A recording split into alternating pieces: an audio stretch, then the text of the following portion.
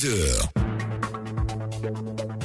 Le journal du mondial à 6h15, une campagne de sensibilisation et de mobilisation des populations au cœur d'un échange avec notre invité du jour, M. Aboubacar Koné, chef d'agence principale de la Banque du Trésor.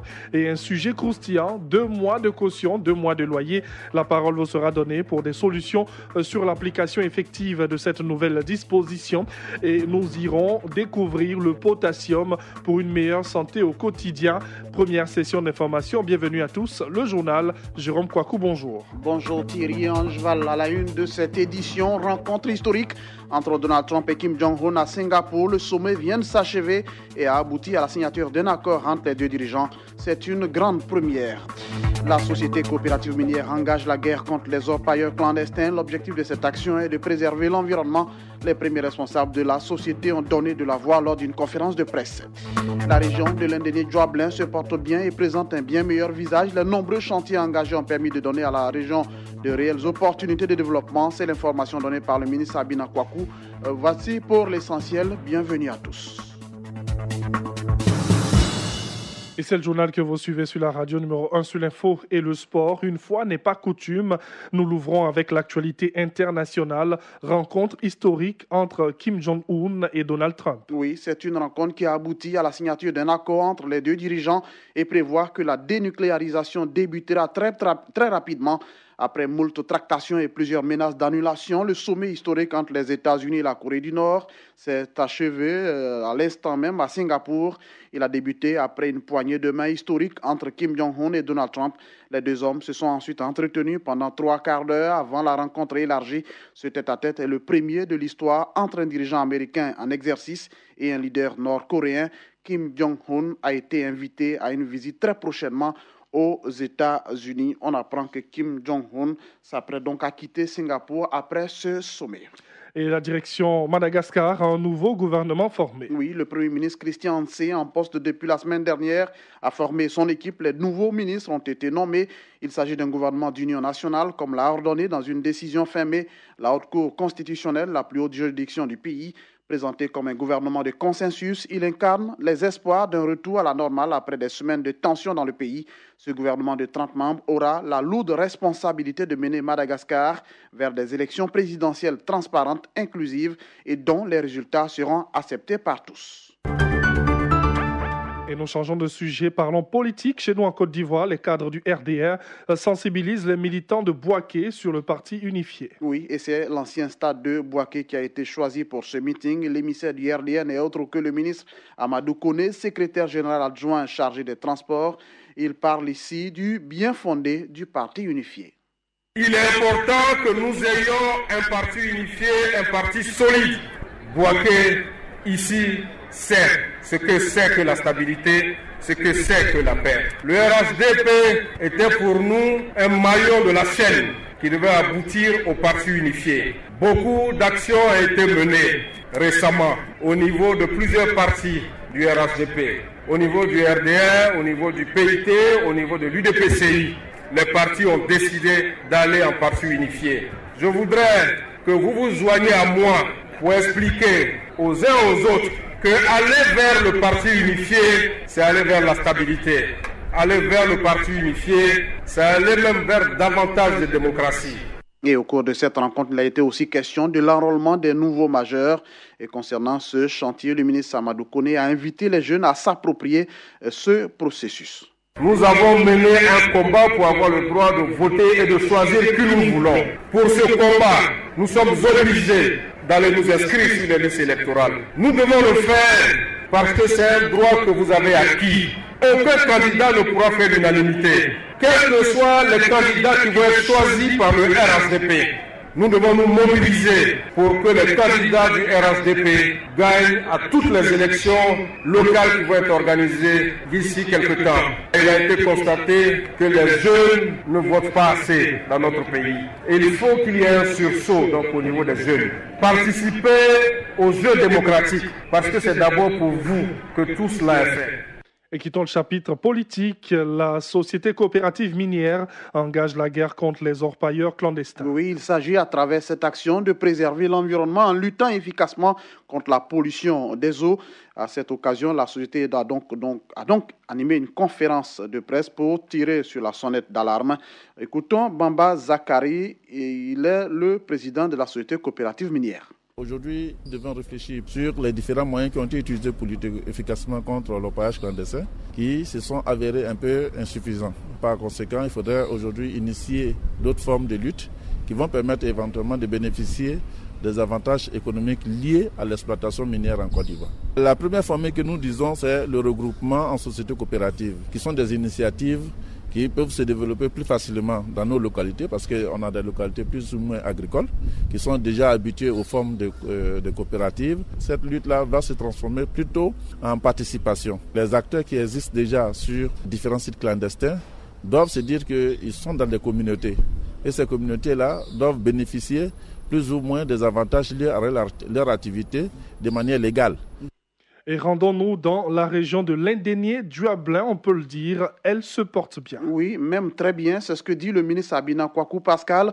Il était l'invité des salons des radios Côte d'Ivoire sur nos antennes. Abina Kwaku Pascal, président élu du conseil régional, le dit, les grands chantiers entrepris par le chef de l'État ont permis à la région de l'Indénié Duablin d'avoir un bien meilleur visage. On l'écoute. Nous sommes au cœur des préoccupations du président de la République. À l'époque, pour aller d'Azopé à Imblekro, c'était 6 heures. Aujourd'hui, à moins d'1 heure, vous êtes à Imblekro. Ça, c'est un cadeau inestimable. Le pont de Bétier, c'est une attente forte depuis 60 ans. Il est venu lui-même pour l'inauguration. Le bitume à Bétier, qui n'avait jamais vu de bitume depuis sa création. Vous arrivez aujourd'hui à Bétier, c'est une ville coquette. C'est la même chose à Bangourou. Que ce soit à l'entrée et la sortie, c'est des autoroutes. À Bangourou, aujourd'hui, peut se targuer d'être parmi les plus belles villes de Côte d'Ivoire. Et ce n'est pas tout. Le conseil régional entend poursuivre avec l'appui de l'État d'importants chantiers, notamment dans le secteur éducation-formation. On écoute Abina Kwaku Pascal.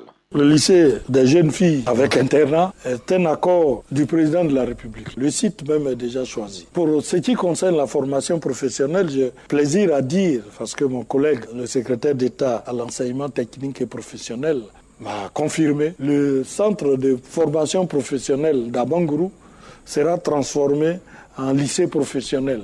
Le budget est déjà acquis, c'est plus de 3 milliards pour faire la réhabilitation. Et à Imblekro aussi, le président avait promis un lycée des jeunes filles. Et puis, la cerise sur le gâteau, c'est l'université d'Abangourou. Les études sont pratiquement terminées, près de 400 hectares identifiés. La purge des droits coutumiers va commencer très bientôt. Nous espérons que d'ici quelques années, Abangourou aura son université. Le président l'a promis, il va le faire.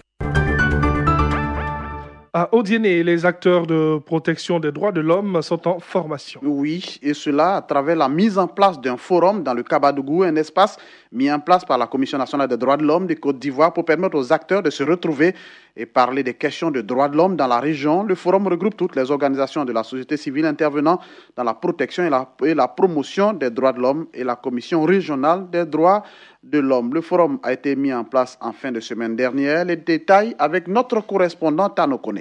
Il s'agit, pour la Commission nationale des droits de l'homme de Côte d'Ivoire, d'offrir un cadre d'échange aux acteurs locaux de protection et de promotion des droits de l'homme pour mieux traiter les questions de violation des droits de l'homme dans la région. Diaby Bakari, il est le secrétaire exécutif de la Commission nationale des droits de l'homme de Côte d'Ivoire. Voici 2 à 4 ans qu'à Abidjan, on a lancé le Forum des droits de l'homme. Il s'agit pour nous de créer un espace dans lequel tous les acteurs des droits de l'homme se retrouvent pour débattre de la situation des droits de l'homme en Côte d'Ivoire. Donc il s'agit de ramener cette initiative en région pour que dans la région, vous les acteurs des droits de l'homme, vous qui êtes mieux informés de la situation, vous puissiez identifier les problèmes de la région, les adresser, mais aussi faire des recommandations. La mise en place de ce forum a été précédée par un renforcement de capacité des acteurs en matière de défense des droits de l'homme. Un renforcement de capacité qui, selon les participants, va beaucoup impacter leur travail quotidien. Écoutons quelques-uns. Kane Adama, président de la Lido section Odéné. Ce qui m'a marqué en fait, c'est comment mener les enquêtes, l'impartialité, la confidentialité et puis vraiment l'objectivité dans l'information, dans la collecte des informations. Konaté Nouveau, on a dit que c'est un plus. C'est surtout encore une autre technique d'approche par rapport aux sensibilisations des droits de l'homme pour être en bonne phase avec les communautés. Signalons que chacune des 31 régions de la Côte d'Ivoire, où se trouve une commission régionale des droits de l'homme, aura son forum. Tanokoune, Odéné, pour Radio Côte d'Ivoire. Et dernière information, le bureau régional du Conseil national des jeunes installé à Bondoukou. Oui, ce bureau aura pour mission principale de faire la promotion et implanter le Conseil national des jeunes au cœur des associations de jeunesse en inculquant des valeurs citoyennes. Le ministre Kobedan Kwasi Adjoumani a assisté à la cérémonie d'installation. Le point avec Meshak Steve. Désormais, le délégué CNJCI de Bondoukou et les membres de son bureau ont la caution officielle pour œuvrer dans l'intérêt des jeunes de Bondoukou. Edima Nguessan Emmanuel, président national du CNJCI, revient sur le sens de l'investiture. Le développement de la Côte d'Ivoire repose sur sa jeunesse. Et cette jeunesse doit aujourd'hui quitter les sentiers battus pour regarder à l'essentiel, pour accompagner le gouvernement, le président de la République, son excellence Alassane Ouattara, dans sa vision de faire de cette Côte d'Ivoire un pays émergent. Dire que chaque jour, les pas que nous posons contribuent au développement de notre pays. Alors, notre rôle en tant que premier responsable de la jeunesse, c'est de venir leur inculquer ces valeurs-là. Et leur dire aussi d'avoir des comportements civiques. Élu délégué départemental CNJCI de Bondoukou en janvier 2017, Kosonou Kwame Edouard sollicite le soutien des jeunes dans cette nouvelle mission. C'est un nouveau départ. Je demande à toute la jeunesse d'être soudée, de venir m'accompagner dans notre mission. C'est dans un premier temps penser à l'autonomisation de la jeunesse. Autonomisation d'une jeunesse qui passe obligatoirement par l'Union, a indiqué le ministre des Ressources animales et halieutiques, Kobedan Kwasi Adjoumani, présent à cette cérémonie. Je voudrais rendre hommage à tous ces jeunes et leur dire combien nous sommes heureux et fiers d'eux. Mais nous devons faire en sorte d'être unis. Et je voudrais demander aux jeunes de travailler dans le sens de l'union. Les jeunes de Bondoukou disent attendre beaucoup du délégué Kosonou Kwame Edouard, désigné récemment membre du conseil de gestion de l'Office du service civique national. Meshak Steve, Bondoukou, pour Radio Côte d'Ivoire. Et c'est sur cette information de Bondoukou que se referme ce journal. Je vous rappelle l'essentiel. Rencontre historique entre Donald Trump et Kim Jong-un à Singapour. Le sommet vient de s'achever.